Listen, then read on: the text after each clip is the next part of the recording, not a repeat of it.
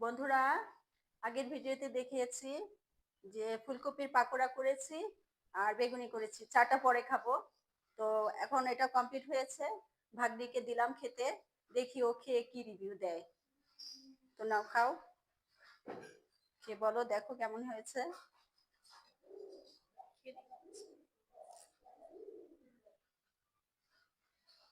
ভালো হয়েছে? হ্যাঁ, মচমচে হয়েছে? হ্যাঁ, মজা হয়েছে। তাই? ভালো তো ভালোই। ওটা খেয়ে দেখো। এবার আমি খেয়ে দেখেছি আগে, মজা। ভালো আছে, আমি খেলাম না। চালের গুঁড়াতে একটু মচমচে হয়েছে। হুম, ডিম ইত্যাদি করেছি। ফুলকপি পাকোড়াটা অনেক মজা হয়েছে। তাই?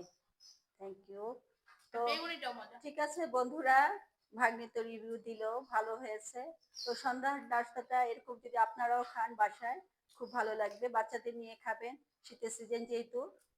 ফুলকপি পাকোড়া, তারপরে আপনার পালং শাকের পাকোড়া, বাঁধাকপির পাকোড়া, চিকেন ফ্রাই, এই জাতীয় খাবার খেলে সন্ধ্যার দিকে খুব ভালো লাগবে। তো ঠিক আছে বন্ধুরা, ভিডিওটি আমি এখানেই শেষ করছি। যদি ভালো লাগে লাইক করবেন, কমেন্ট করবেন, শেয়ার করবেন, আর আমার ইউটিউব চ্যানেলটি সাবস্ক্রাইব করবেন। ভালো থাকবেন, আল্লাহ হাফেজ।